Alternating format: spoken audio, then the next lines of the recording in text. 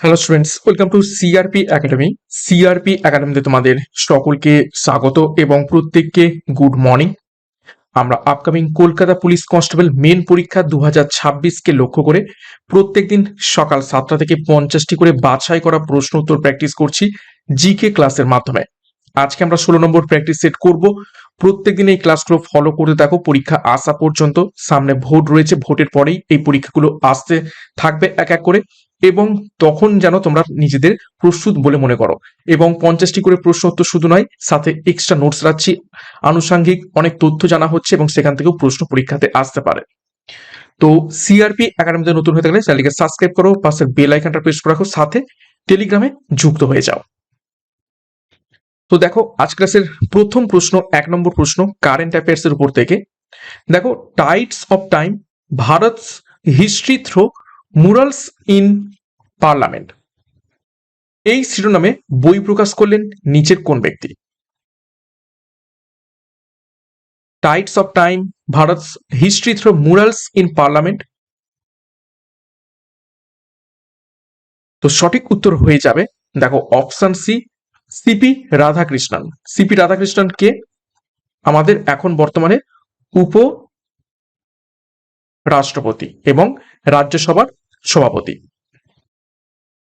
Next দেখো, 2 নম্বর প্রশ্ন, উত্তরাখণ্ডের পরে দ্বিতীয় রাজ্য হিসাবে ইউনিফর্ম সিভিল কোড বা ইউসিসির কার্যকর করতে চলেছে নিচের কোন রাজ্য? গুরুত্বপূর্ণ প্রশ্ন।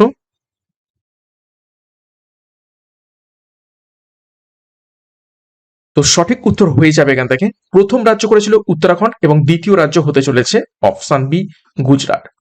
এবং ইউনিফর্ম সিভিল কোড কত নম্বর আর্টিকেলের রয়েছে আমাদের সংবিধানের? সেটি হচ্ছে 44 নম্বর আর্টিকেলে রয়েছে।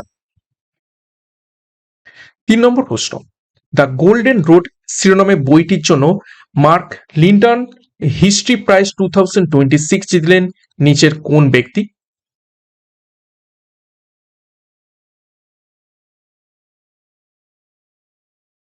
তো সঠিক উত্তর হয়ে যাবে অপশানে উইলিয়াম ড্যালরেম্পেল। তিনি এই গোল্ডেন রোড শিরোনামে বইটির জন্য মার্ক লিন্টন হিস্ট্রি প্রাইজ 2026 জিতেছেন।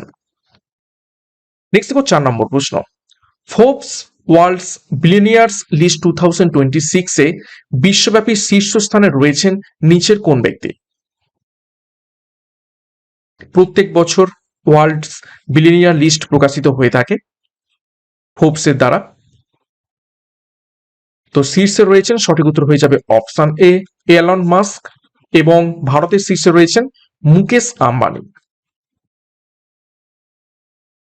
নেক্সট একটি গুরুত্বপূর্ণ ঘোষণা, আপকামিং ডাব্লিউপি, কেপি এবং আবগারি পুলিশ পরীক্ষাকে লক্ষ্য করে ডাব্লিউপি ক্র্যাশ কোর্স লঞ্চ করা হয়েছে সিআরপি একাডেমির তত্ত্বাবধানে। এখানে তোমরা প্রত্যেকটি বিষয়ের উপর থেকে অধ্যায়ভিত্তিক ডেসক্রিপটিভ প্যাটার্নের থিওরির মাধ্যমে ক্লাস পাবে, ক্লাসের পিডিএফ এবং নোটস পেয়ে যাবে। প্রত্যেকটা অধ্যায়ভিত্তিক ক্লাস শেষ হলে তার উপর থেকে মক টেস্ট পাবে এবং সেই মক টেস্টের প্রশ্নোত্তরগুলো অ্যানালাইজও করে দেওয়া হবে। এর সাথে এসআই পরীক্ষাকে লক্ষ্য করে, অর্থাৎ ডাব্লিউপি, কেপি এবং এসআই পরীক্ষাকে লক্ষ্য করে খাকি ব্যাচ 2026 লঞ্চ করা হয়েছে। এখানেও পরীক্ষার সিলেবাস এবং এক্সাম প্যাটার্ন অনুযায়ী প্রত্যেকটি বিষয়ের প্রত্যেকটি অধ্যায় অনুযায়ী তোমরা ক্লাস পাবে। তো যোগাযোগ করো 9647553612 নম্বরে পরীক্ষার সেরা প্রস্তুতি, সঠিক গাইডেন্স এবং স্টাডি মেটার মাধ্যমে নেওয়ার জন্য। বিস্তারিত ডেসক্রিপশন বক্সে রয়েছে, এখনই সেখান থেকে যুক্ত হয়ে যাও। নেক্সট দেখো, 5 নম্বর প্রশ্ন, শৈবাল সম্পর্কিত বিদ্যাকে কি বলা হয়?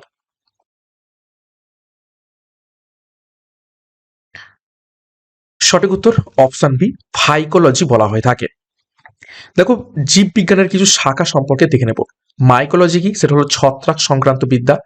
এপিকালচার, সেটা হচ্ছে মৌমাছি পালন সংক্রান্ত বিদ্যা। হর্টিকালচার, সেটা হচ্ছে উদ্যান পালন সংক্রান্ত বিদ্যা। এবং এভিকালচার, সেটা হচ্ছে পাখি পালন বিদ্যা।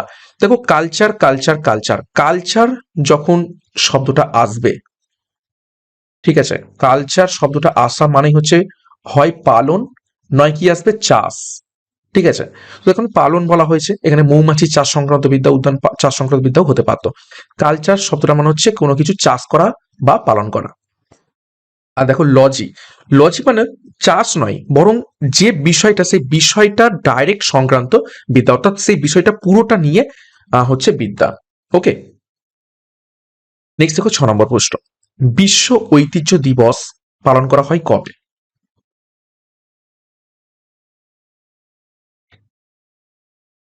World heritage day. সঠিক উত্তর হবে অপশন সি, 18ই এপ্রিল।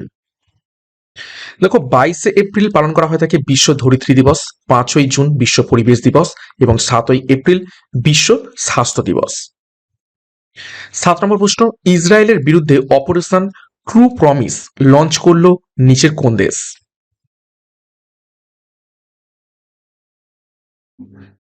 সঠিক উত্তর হয়ে যাবে অপশন বি, ইরান।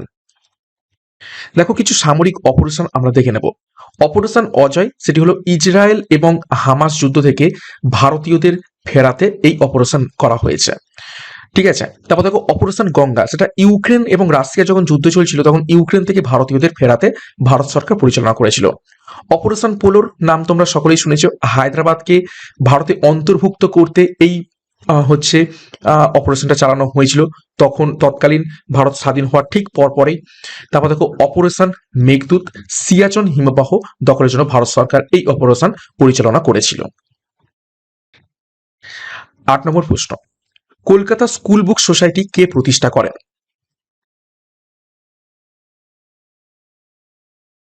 সঠিক উত্তর হয়ে যাবে option B, David Hare Kolkata school book society প্রতিষ্ঠা করেন 1817 সালে। দেখো প্রতিষ্ঠা এবং সাল, প্রতিষ্ঠিত হয় কলকাতা স্কুল বুক, সেটা হচ্ছে 1817 সালে। এছাড়া কিছু তথ্য দেখে নেব। এশিয়াটিক সোসাইটি 1784 সালে প্রতিষ্ঠিত করেন স্যার উইলিয়াম জোন্স, খুবই ইম্পর্টেন্ট, বহুবার পরীক্ষাতে এসেছে। বেনারস সংস্কৃত কলেজ প্রতিষ্ঠা করেন 1792 সালে জোনাথন ডানকান, এবং ফোর্ট উইলিয়াম কলেজ প্রতিষ্ঠা করেন 1800 সালে লর্ড ওয়েলেসলি। 9 নম্বর প্রশ্ন, খুদাই খিদমত গারের নেতা কে ছিলেন?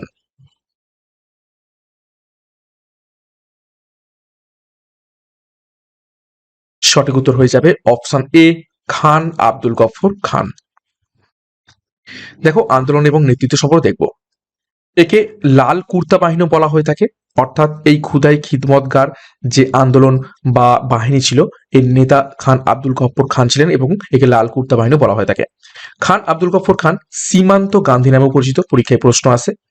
এছাড়া দেখো স্বরাজ দল প্রতিষ্ঠা করেছিলেন কে?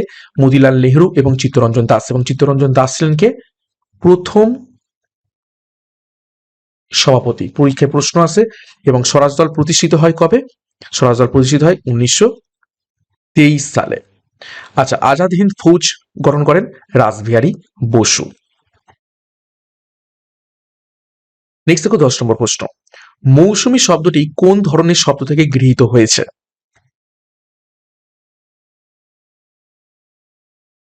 সঠিক উত্তর অপশন সি, আরবি শব্দ থেকে। দেখো আরবি শব্দ মৌসুম থেকে এসেছে মৌসুমী শব্দটি। ভারতবর্ষে বর্ষার আগমন ঘটে দক্ষিণ পশ্চিম মৌসুমী বায়ুর প্রভাবে। পশ্চিমী ঝঞ্ঝা দেখা যায় শীতকালে, যার ফলে কোথায়? দিল্লি, ঠিক আছে, পাঞ্জাব, হরিয়ানা, এখানে কি হয়? শীতকালে বৃষ্টি হয়। কিসের জন্য? পশ্চিমী ঝঞ্ঝা বা ওয়েস্টার্ন ডিস্টারবেন্সের জন্য। তারপর দেখো আধি একটি স্থানীয় ধূলিঝড় বা যেটি হচ্ছে রাজস্থানে দেখতে পাওয়া যায়।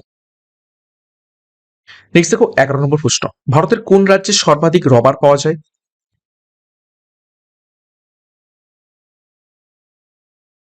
সঠিক উত্তর অপশন সি, কেরলে। দেখো কৃষিজ উৎপাদনে কোন রাজ্য প্রথম সেগুলো দেখে নেব। কফি উৎপাদনে প্রথম কর্ণাটক, চা উৎপাদনে প্রথম আসাম, ধান উৎপাদনে প্রথম পশ্চিমবঙ্গ এবং গম উৎপাদনে প্রথম উত্তরপ্রদেশ। 12 নম্বর প্রশ্ন, রক্তকণিকার জন্ম কোথায়?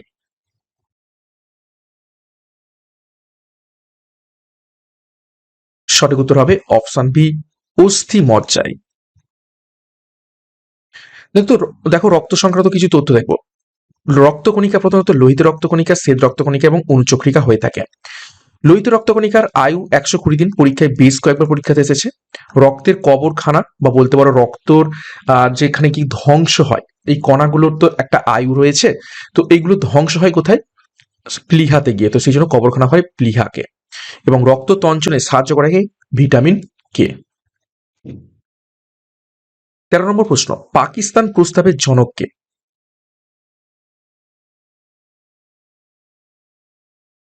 সঠিক উত্তর হয়ে যাবে এখান থেকে অপশন ডি, চৌধুরী রহমত আলী। দেখো, 1940 সালে লাহোর অধিবেশনে পাকিস্তান প্রস্তাব গৃহীত হয়। মোহাম্মদ ইকবাল প্রথম পৃথক মুসলিম রাষ্ট্রের ধারণা দেন। তারপর দেখো, জিন্না দ্বিজাতি তত্ত্ব প্রদান করেন এবং আগা খান এবং সালিমুল্লাহ 1906 সালে মুসলিম লীগ প্রতিষ্ঠা করেন। 14 নম্বর প্রশ্ন, ইলোরার পাথরে খোদাই করা মন্দিরগুলি কোন ধর্মের নিদর্শন বহন করে? প্রশ্নটা ভালো করে দেখবে, ইলোরার পাথরে খোদাই করা মন্দিরগুলি কোন ধর্মের নিদর্শন বহন করে? তো সঠিক উত্তর হয়ে যাবে এখান থেকে অপশনটি, হিন্দু, বৌদ্ধ এবং জৈন, তিনটি ধর্মেরই নিদর্শন বহন করে ইলোরার মন্দিরগুলি। দেখো ডিটেলসে, রাষ্ট্রকূট রাজা প্রথম কৃষ্ণ এই মন্দির নির্মাণ করেছিলেন। ইলোরার কৈলাস মন্দির একটি একক পাথর কেটে তৈরি, অর্থাৎ একটা মাত্র পাথর কেটে গোটা মন্দির নির্মিত। অজন্তা গুহাতে মূলত বৌদ্ধ ধর্মাবলম্বীদের সাথেই সম্পর্কিত, এছাড়া জৈনদেরও কিছু তথ্য পাওয়া যায়, কিন্তু অজন্তা গুহাতে মূলত বৌদ্ধদের ধর্মাবলম্বীদের সাথে সম্পর্কিত। এবং এখানে জাতকের কাহিনী লেখা রয়েছে। কি লেখা রয়েছে? জাতক কাহিনী। আচ্ছা, এটি ইউনেস্কো ওয়ার্ল্ড হেরিটেজ সাইটের অন্তর্গত। 15 নম্বর প্রশ্ন, সংবিধানের সপ্তম তফসিল কি কারণে গুরুত্বপূর্ণ? সপ্তম তফসিলে কি সম্পর্কিত ব্যাপারে বর্ণনা করা রয়েছে? সঠিক উত্তর হবে অপশন ডি, কেন্দ্র এবং রাজ্য সমূহের ক্ষমতা বন্টনের তালিকা বিন্যাস করা রয়েছে সংবিধানের সপ্তম তফসিলে। দেখো, অষ্টম তফসিলে রয়েছে 22টি ভাষা, দশম তফসিলে রয়েছে দলত্যাগ বিরোধী আইন, 11তম তফসিলে রয়েছে পঞ্চায়েতি রাজ ব্যবস্থা এবং 12তম তফসিলে রয়েছে পৌরসভা। নেক্সট দেখো 16 নম্বর প্রশ্ন, টি রিসার্চ ইনস্টিটিউটটি কোথায় অবস্থিত রয়েছে? কোন শহরে? সঠিক উত্তর হয়ে যাবে অপশন বি, জোরহাটে অবস্থিত রয়েছে টি রিসার্চ ইনস্টিটিউটটি। এবং জোরহাট কোথায়? আসাম। আসাম চা উৎপাদনে ভারতবর্ষে প্রথম। দেখো, গবেষণাগার এবং অবস্থান দেখে নেব কিছু। কেন্দ্রীয় অরণ্য গবেষণাগার অবস্থিত রয়েছে দেরাদুনে, ভারতীয় কৃষি গবেষণাগার অবস্থিত রয়েছে নিউ দিল্লিতে, ভারতীয় ক্যান্সার গবেষণাগার অবস্থিত রয়েছে মুম্বাইতে এবং ভারতীয় পেট্রোলিয়াম গবেষণাগার অবস্থিত রয়েছে দেরাদুনে। 17 নম্বর প্রশ্ন, পথের দাবির রচয়িতা কে?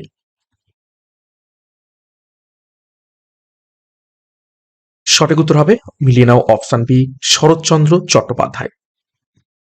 দেখো, বিখ্যাত উপন্যাস সমূহ দেখে নেব। বৃষবৃক্ষ লিখেছেন বঙ্কিমচন্দ্র চট্টোপাধ্যায়, মৃত্যু ক্ষুধা লিখেছেন কাজী নজরুল ইসলাম, আরোগ্য নিকেতন লিখেছেন তারাশঙ্কর বন্দ্যোপাধ্যায়, বিপিনের সংসার লিখেছেন বিভূতিভূষণ বন্দ্যোপাধ্যায়। খুবই গুরুত্বপূর্ণ কিছু উপন্যাস এবং তাদের লেখক সম্পর্কে দেখে নিলাম।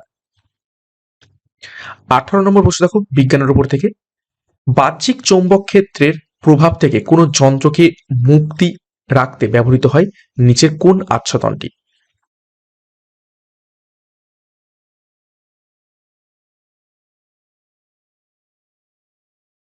বাহ্যিক চৌম্বক ক্ষেত্রের প্রভাব থেকে কোনো যন্ত্রকে মুক্তি রাখতে ব্যবহৃত হয় কিসে? দেখো, সঠিক উত্তর হবে অপশন ডি, কাঁচা লোহার আচ্ছাদন দিয়ে কি করতে হয়? যন্ত্রটিকে মুক্তি রাখতে হয়, না হলে বাহ্যিক চৌম্বক ক্ষেত্রের প্রভাবে ওই যন্ত্রটা কিন্তু খারাপ হয়ে যাবে। দেখো, পদার্থবিদ্যা সংক্রান্ত কিছু তথ্য দেখবো। তড়িৎবাহী তারের চারিদিকে চৌম্বক ক্ষেত্র তৈরি হয়। লোহার চৌম্বক ভেদ্যতা খুব বেশি হওয়ার কারণে এটি রক্ষা করে। ঠিক আছে, বাইরে যদি কাঁচা লোহা দিয়ে দিই তাহলে সহজে বাইরের চৌম্বক ক্ষেত্র সহজে লোহাকে ভেদ করে ভিতরে প্রবেশ করতে পারবে না। তো লোহার চৌম্বক ভেদ্যতা খুব বেশি। তারপর দেখো, ফিউজ তারে সীসা এবং টিন ব্যবহার করা হয়ে থাকে। ঠিক আছে, সীসা হচ্ছে পিবি আর টিন হচ্ছে এসএন। এবং ফিউজ তারের বৈশিষ্ট্য কি? উচ্চ রোধ এবং গলনাঙ্ক নিম্ন। রোধ হবে উচ্চ এবং গলনাঙ্ক হবে নিম্ন। পরীক্ষায় প্রশ্ন আসে কি রকম বৈশিষ্ট্য হওয়া দরকার ফিউজ তারের ক্ষেত্রে। 19 নম্বর প্রশ্ন, উকাই প্রকল্প কোন নদীর উপর গড়ে উঠেছে?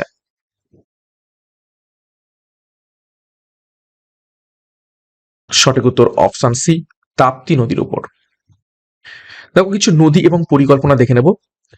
হীরাকুদ নদী পরিকল্পনা মহানদীর উপর অবস্থিত রয়েছে উড়িষ্যাতে, এবং এটা হচ্ছে দীর্ঘতম নদী বাঁধ। পরীক্ষায় প্রশ্ন আছে। তারপর দেখো তেহেরি বাঁধ ভাগীরথী নদীর উপর অবস্থিত রয়েছে উত্তরাখণ্ডে, এটা হচ্ছে ভারতের উচ্চতম বাঁধ। তারপর দেখো পং বাঁধ বিপাশা নদীর উপর অবস্থিত রয়েছে পাঞ্জাবে, এবং ভাকরা নাঙ্গাল বাঁধ শতদ্রু নদীর উপর অবস্থিত রয়েছে পাঞ্জাবে, এবং এটা হচ্ছে কি বৃহত্তম বাঁধ। 20 নম্বর প্রশ্ন, সাঁওতালি ভাষাকে কততম সংবিধান সংশোধনীর মাধ্যমে আমাদের সংবিধানে যুক্ত করা হয়েছে? এবং আমরা একটু আগে দেখলাম অষ্টম তফসিল, যেখানে টোটাল 22টা ভাষা রয়েছে। তো 22টার ভাষার মধ্যে সাঁওতালি ভাষাও একটি, এবং কততম সংবিধান সংশোধনের মাধ্যমে এটিকে যুক্ত করা হয়? তো সঠিক উত্তর হয়ে যাবে অপশন বি, 92তম সংবিধান সংশোধনী। কত সালে হয়েছিল? 2003।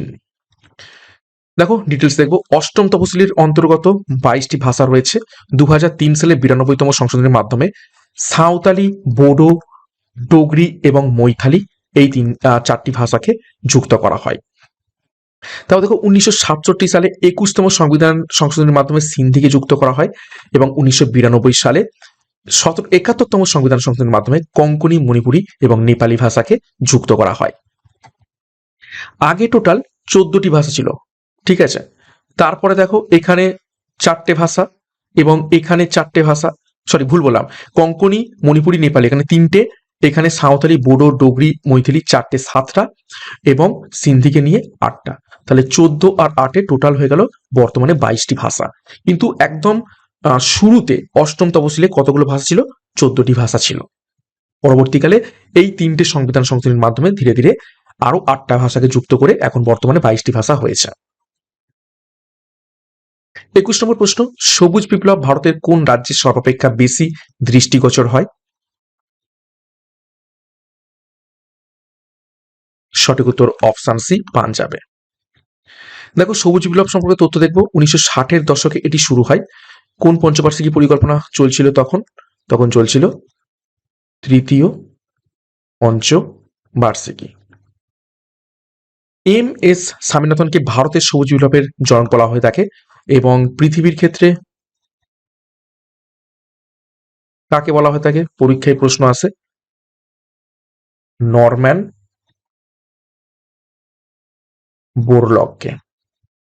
আচ্ছা, প্রধানত গম এবং ধান উৎপাদনে বিপ্লব ঘটেছিল, এবং উচ্চ ফলনশীল বীজ HYV ব্যবহৃত হয়েছিল। 22 নম্বর প্রশ্ন, গদর পার্টি কে প্রতিষ্ঠা করেন? বহুবার পরীক্ষাতে এসেছে। সঠিক উত্তর হবে অপশন সি, লালা হরদয়াল। দেখো সান ফ্রান্সিসকোতে 1913 সালে প্রতিষ্ঠা হয় গদর পার্টির, প্রতিষ্ঠা করেন লালা হরদয়াল। সভাপতি কে ছিলেন? সোহান সিং ভাগনা। গদর শব্দের অর্থ হলো বিপ্লব, এবং ভগৎ সিং প্রতিষ্ঠা করেছিলেন নওজোয়ান ভারত সভা। পরীক্ষায় প্রশ্ন আসে। এবং কত সালে এটি প্রতিষ্ঠা করেছিলেন? 1926 সালে। নেক্সট দেখো 23 নম্বর প্রশ্ন, কাঁচের সঙ্গে বিক্রিয়া করে বলে যে পদার্থটিকে কাঁচের পাত্রে রাখা যায় না সেটি হলো নিচের কোনটি?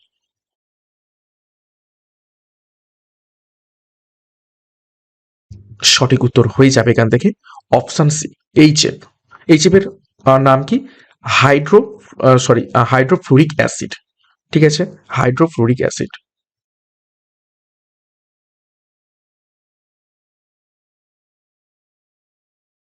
দেখো HCl এবং HNO3 3:1 মিশ্রণকে অম্লরাজ বা অ্যাকোয়ারিজিয়া বলে। এটাও পরীক্ষায় প্রশ্ন এসে থাকে।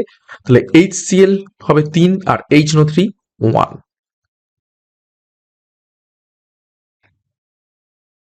24 নম্বর প্রশ্ন, ন্যাটোর সদর দপ্তর কোথায় অবস্থিত রয়েছে?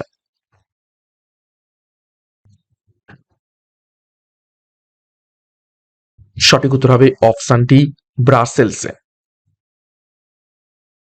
দেখো ন্যাটো ফুল ফর্ম কি? নর্থ আটলান্টিক ট্রিটি অর্গানাইজেশন, বাংলাতে উত্তর আটলান্টিক চুক্তি সংস্থা। 1949 সালে প্রতিষ্ঠিত হয়েছে। ফিনল্যান্ড 2023 সালে ন্যাটোর নতুন সদস্য হয়েছে। আচ্ছা, জাতিসংঘের সদর দপ্তর রয়েছে নিউ ইয়র্কে এবং আন্তর্জাতিক আদালতের সদর দপ্তর রয়েছে হেগ শহরে। হেগ শহর কোথায় অবস্থিত রয়েছে? নেদারল্যান্ডস। ঠিক আছে, নেদারল্যান্ডে।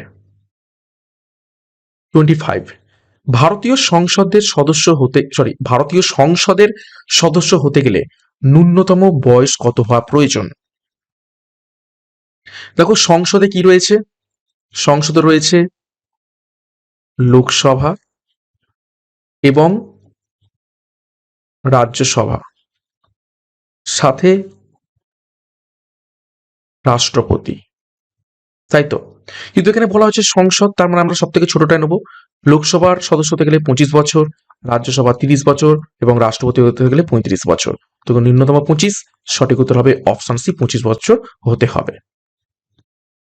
দেখো, বয়সসীমা লোকসভাতে 25 বছর, রাজ্যসভাতে 30 বছর, রাষ্ট্রপতি এবং উপরাষ্ট্রপতি হতে গেলে 35 বছর, আর পঞ্চায়েত নির্বাচনে দাঁড়াতে গেলে 21 বছর হলেই হবে। নেক্সট, 26 নম্বর প্রশ্ন, ইউরিয়া কে আবিষ্কার করেন? গুরুত্বপূর্ণ প্রশ্ন। তো সঠিক উত্তর হয়ে যাবে অপশন বি, বিজ্ঞানী হুইলার ইউরিয়া আবিষ্কার করেন। কত সালে? 1828 সালে। এবং ইউরিয়া সম্পর্কে একটা গুরুত্বপূর্ণ প্রশ্ন পরীক্ষাতে এসে থাকে, সেটি কি? সেটা হচ্ছে ইউরিয়া হচ্ছে ফার্স্ট অর্গানিক কম্পাউন্ড, অর্থাৎ জৈব যৌগ, যেটি যেটি হচ্ছে কি ল্যাবে সিনথেসিস করা হয়েছে।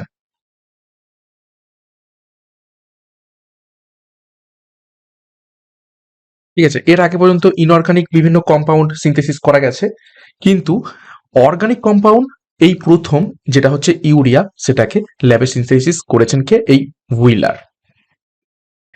দেখো, কিছু গুরুত্বপূর্ণ আবিষ্কারক দেখে নেব। অক্সিজেনের আবিষ্কারক জোসেফ প্রিস্টলি, হাইড্রোজেনের আবিষ্কারক হেনরি ক্যাভেন্ডিস, নাইট্রোজেনের আবিষ্কারক রাদারফোর্ড, পোলিওটিকার আবিষ্কারক জোনাস সল্ক। নেক্সট দেখো 27, গুরু শিখর কোন রাজ্যে অবস্থিত রয়েছে?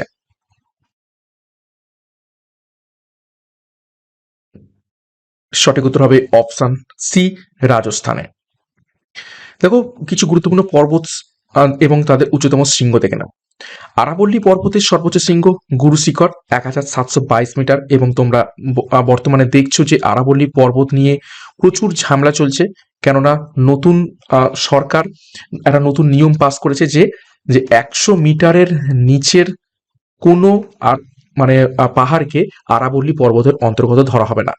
এবং সব থেকে আশ্চর্যজনক, আরাবল্লী পর্বত শৃঙ্গেতে প্রায় 12,000-এর মতো মানে পাহাড় রয়েছে, ছোট বড় করে। এবং 100 মিটারের নিচে রয়েছে মাত্র 1000টার মতো পাহাড়। আর বাদ বাকি ম্যাক্সিমাম তোমার 11,000-এর উপর, সেটা কি রয়েছে ওই 100 মিটারের মানে নিচে। অর্থাৎ বলতে পারো প্রায় 80 থেকে 90% পাহাড় হচ্ছে 100 মিটারের নিচে, আর মাত্র 10% রয়েছে 100 মিটারের উপরে।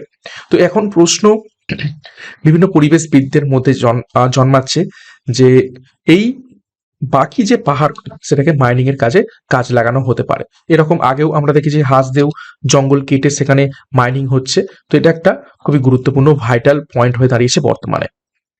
তারপর দেখো, পশ্চিমঘাট পর্বত আনাইমুদি, যার সর্বোচ্চ শৃঙ্গ 2695 মিটার। এবং শুধুমাত্র পশ্চিমঘাট নয়, এটা গোটা দক্ষিণ ভারতের সর্বোচ্চ শৃঙ্গ। নীলগিরি পর্বতের সর্বোচ্চ শৃঙ্গ দোদাবেতা, 2637 মিটার। এবং সাতপুরা পর্বতের সর্বোচ্চ শৃঙ্গ ধূপগড়, 1352 মিটার। 28, ভারতনাট্যম কোন রাজ্যের শাস্ত্রীয় নৃত্য? সঠিক উত্তর, এটা ইজি প্রশ্ন, অপশন সি, তামিলনাড়ু। দেখো, কত্থক নৃত্যটি দেখতে পাওয়া যায় উত্তরপ্রদেশে, কুচিপুড়ি নৃত্যটি দেখতে পাওয়া যায় অন্ধ্রপ্রদেশে, কথাকলি এবং মোহিনীঅট্টম নৃত্যটি দেখতে পাওয়া যায় কেরালাতে, এবং সাত্রিয়া নৃত্যটি দেখতে পাওয়া যায় আসামে। টোটাল ভারতবর্ষে 8টি শাস্ত্রীয় নৃত্য রয়েছে। 29, জৈনদের আদি গ্রন্থ নিচের কোনটি?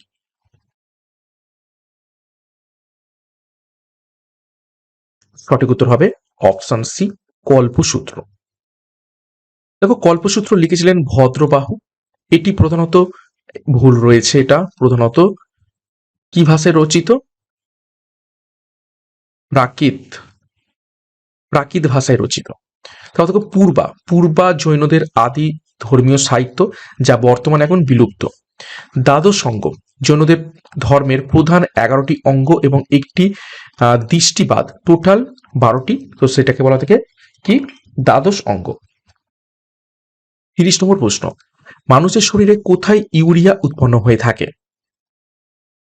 এই প্রশ্নের উত্তর ম্যাক্সিমাম জন ভুল করে থাকে, যেহেতু এখানে ইউরিয়া ইউরিনের সাথে সম্পর্কিত, তো মূত্রথলি করে দেয়, কিন্তু মূত্রথলি উত্তর হবে না, হবে অপশন বি যকৃৎ। দেখো রক্ত থেকে ইউরিয়া আলাদা করে বৃক্ক বা কিডনি। যকৃৎ হলো মানবদেহের বৃহত্তম গ্রন্থি। যকৃতে অর্নিথিন চক্রের মাধ্যমে ইউরিয়া উৎপন্ন হয়ে থাকে এবং সেই ইউরিয়া আমাদের মূত্র এবং রক্তে কি হয়, মেশে, এবং সেই ইউরিয়াকে পৃথক করে কি বৃক্ক বা কিডনি, এবং সেটা মূত্রের মাধ্যমে আমাদের শরীর থেকে বের করে দেয়। আচ্ছা, গ্লাইকোজেন সঞ্চিত হয় কোথায়? যকৃতে। এটাও পরীক্ষায় প্রশ্ন থেকে ইম্পর্টেন্স স্টার মার্ক করবে, গ্লাইকোজেন কোথায় সঞ্চিত হয়? যকৃতে সঞ্চিত হয়। এখান থেকে পরীক্ষায় আর একটা কি প্রশ্ন আসতে পারে, কোন চক্রের মাধ্যমে ইউরিয়া উৎপন্ন হয়? সেটা হচ্ছে অর্নিথিন চক্রের মাধ্যমে। 31, টানসেনের আসল নাম কি?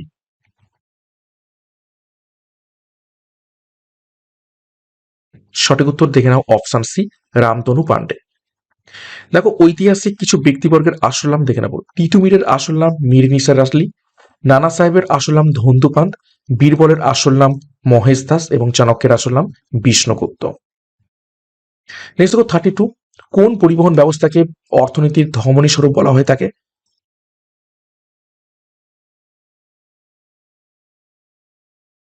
সেটি হবে অপশন সি রেলপথ। ভারতের রেলপথ প্রথম চালু হয় কত সালে? পরীক্ষায় প্রশ্ন আসে, সেটা হবে 1853। 33, কোন উদ্ভিদকে দক্ষিণ ভারতে সবুজ সোনা বলা হয়? সঠিক উত্তর অপশন ডি নারকেল। 34, দেখো পিন ভ্যালি ন্যাশনাল পার্ক কোন রাজ্যে অবস্থিত?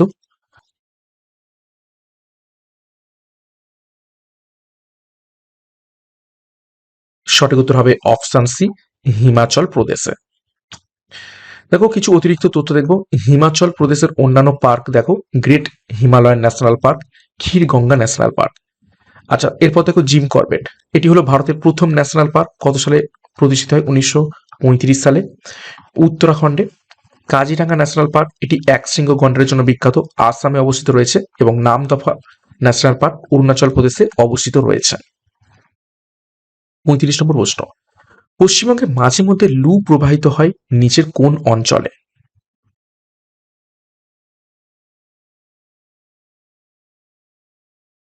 সঠিক উত্তর হবে অপশন বি মালভূমি অঞ্চল, এবং কোথায় মূলত? সেটা হচ্ছে বাঁকুড়া জেলায়। 36, সত্যবিলোপ নীতি কে প্রবর্তন করেন, অর্থাৎ ডক্ট্রিন অফ ল্যাপস?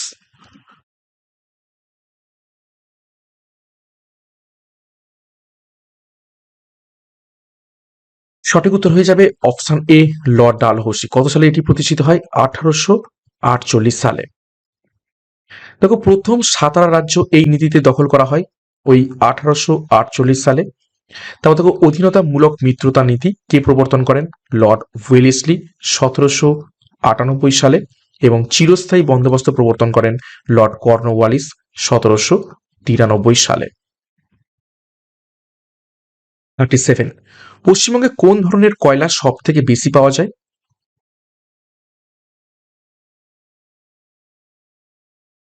সঠিক উত্তর হবে অপশন সি বিটুমিনাস।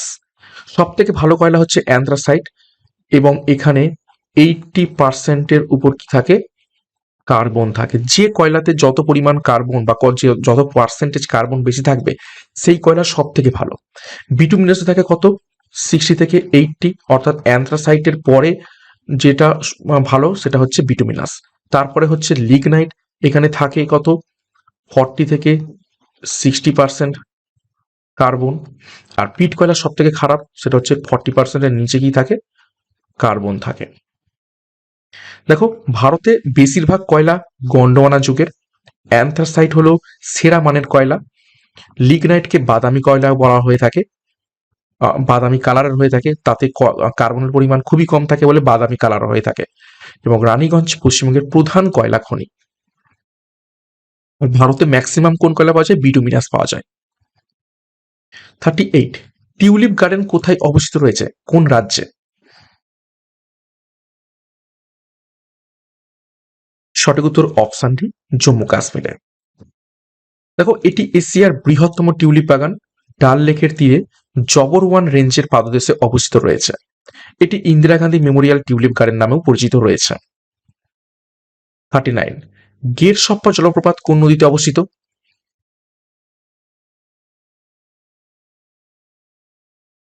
সঠিক উত্তর অপশন বি, সরাবতী নদীর উপর অবস্থিত রয়েছে। দেখো, কিছু জলপ্রপাত এবং রাজ্য সম্পর্কে তথ্য দেখবো। কুঞ্চিকল বরাহী নদীর উপর কর্ণাটকে অবস্থিত রয়েছে এবং এটি ভারতের কি উচ্চতম জলপ্রপাত। দুধসাগর জলপ্রপাত মান্ডোমি নদীতে কর্ণাটক এবং গোয়া রাজ্যে অবস্থিত রয়েছে। শিব সমুদ্রম জলপ্রপাত কাবেরী নদীর উপর কর্ণাটকে অবস্থিত রয়েছে এবং হুড্রু জলপ্রপাত সুবর্ণরেখা নদীর উপরে ঝাড়খণ্ডে অবস্থিত রয়েছে। 40 নম্বর প্রশ্ন, ভারতকে স্বাধীনতা প্রদানের মাউন্ট ব্যাটেনের পরিকল্পনার সময় জাতীয় কংগ্রেসের সভাপতি কে ছিলেন? অর্থাৎ বলতে পারো 1947 সালে, ভারত স্বাধীনতার সময়। সঠিক উত্তর হবে অপশন ডি, জেবি কৃপালিনী। দেখো, 1947 সালে দেশ ভাগের সময় কৃপালিনী সভাপতি ছিলেন। মৌলানা আজাদ ছিলেন কংগ্রেসের দীর্ঘতম সময় সভাপতি, অর্থাৎ অনেক দিন পর্যন্ত বা দীর্ঘ সময় ধরে তিনি টানা কংগ্রেসের সভাপতি ছিলেন। তারপর দেখো, সর্দার বল্লভভাই প্যাটেল করাচি অধিবেশনে 1931 সালে সভাপতিত্ব করেন এবং জওহরলাল নেহেরু লাহোর অধিবেশন, যেটা 1929 সালে হয়েছিল এবং যেখানে পূর্ণ স্বরাজ্যের দাবি উত্থাপন করা হয়েছিল, সেইখানে সভাপতিত্ব করেন। নেক্সট 41, ভারতীয় সংবিধানের ব্যাখ্যাকর্তা কে?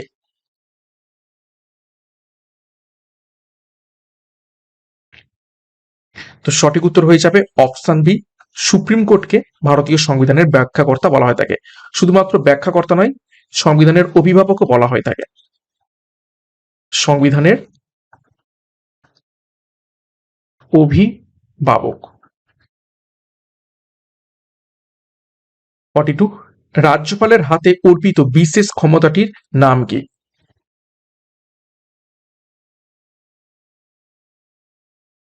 চারটি ক্ষমতা রয়েছে: স্বেচ্ছাধীন ক্ষমতা, প্রকৃত ক্ষমতা, নিয়ন্ত্রিত ক্ষমতা এবং অতিরিক্ত ক্ষমতা।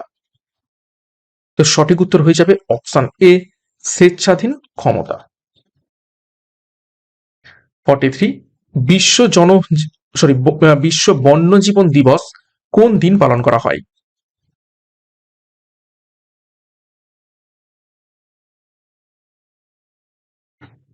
সঠিক উত্তর দেখে নাও, অপশন সি, 3রা মার্চ। নেক্সট 44, আলপুজা শহরটি কোন রাজ্যে অবস্থিত?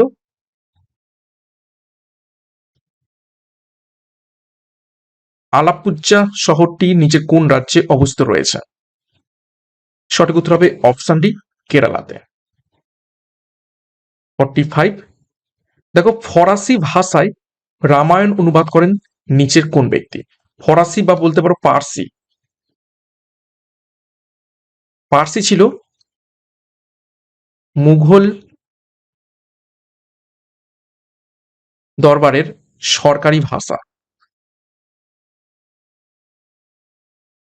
এবং কে রামায়ণকে অনুবাদ করেছিলেন? সঠিক উত্তর হবে অপশন বি, বদায়নী। এবং রামায়ণের এই ফার্সি ভাষার নাম কি ছিল?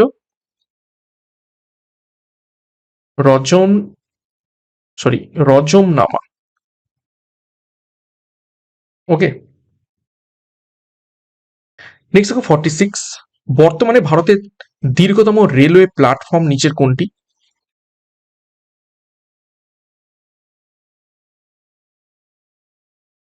নিচের কোন রেলওয়ে প্ল্যাটফর্মটি দীর্ঘতম? সঠিক উত্তর হবে অপশন এ, হুবলি। কোন রাজ্যে অবস্থিত? কর্ণাটক। 47 জোঁকের রেচন অঙ্গ নিচের কোনটি?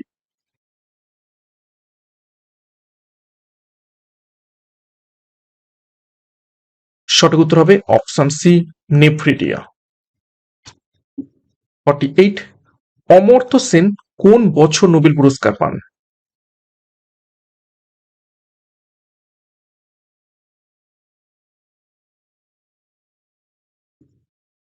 তো সঠিক উত্তর হবে অপশন সি 1998 সালে অমর্ত্য সেন অর্থনীতিতে নোবেল পুরস্কার পেয়েছিলেন। 49 দেখো, নীতি আয়োগ কত সালে গঠন করা হয়?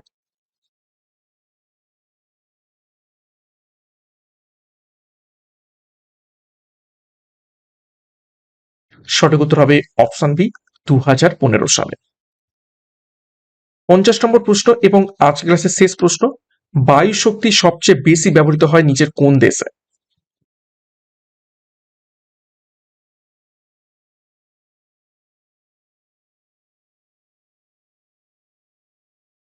তো সঠিক উত্তর হয়ে যাবে অপশন বি চীনে।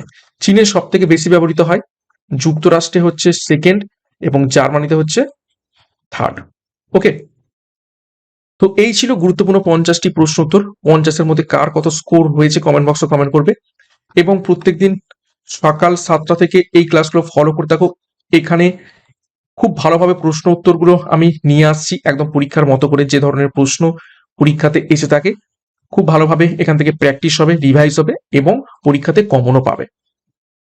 তো ক্লাসটা শেষ করবো তার আগে আরো একবার গুরুত্বপূর্ণ ঘোষণা, আপকামিং ডাব্লিউপি কেপি এবং আবগারি পুলিশ কনস্টেবল পরীক্ষাকে লক্ষ্য করে ডাব্লিউপি ক্র্যাশ কোর্স লঞ্চ করা হয়েছে, যেখানে প্রত্যেকটি বিষয় জিকে, গণিত, ইংরেজি, রিজনিং, বাংলার তোমরা প্রত্যেকটা অধ্যায় ধরে ধরে ডেসক্রিপটিভ প্যাটার্নের থিওরির মাধ্যমে ক্লাস পাবে এবং থিওরি ক্লাস কমপ্লিট হলে সেই চ্যাপ্টার উপর থেকে মক টেস্ট, প্রশ্ন উত্তর অ্যানালাইজ এবং ক্লাসের পিডিএফ, স্টাডি মেটেরিয়াল এবং নোটস পেয়ে যাবে। সিমিলারলি এসআই অর্থাৎ সাব ইন্সপেক্টর পরীক্ষাকে লক্ষ্য করে ডবল স্টার খাকি ব্যাচ লঞ্চ করা হয়েছে। এখানেও প্রত্যেকটি বিষয় প্রত্যেকটা অধ্যায় অনুযায়ী তোমরা ধরে ধরে ডেসক্রিপটিভ প্যাটার্নের থিওরির মাধ্যমে ক্লাস পাবে, সাথে mock test, PDF, study material. তো যোগাযোগ করো 9647553612 নম্বরে পরীক্ষার সেরা প্রস্তুতি, সঠিক গাইডেন্স এবং স্টাডি মেটেরিয়াল মাধ্যমে নেওয়ার জন্য। বিস্তারিত ডেসক্রিপশন বক্সে রয়েছে, সেখান থেকে এখনই যুক্ত হয়ে যাও। এবং সিআরপি একাডেমিতে নতুন হয়ে থাকলে চ্যানেলকে সাবস্ক্রাইব করো, পাশের বেল আইকনটা প্রেস রাখো, সাথে টেলিগ্রামে যুক্ত হয়ে যাও। তো আজকের মতো ক্লাসটা এখানে শেষ করছি। প্রত্যেককে all the best, thank you, by.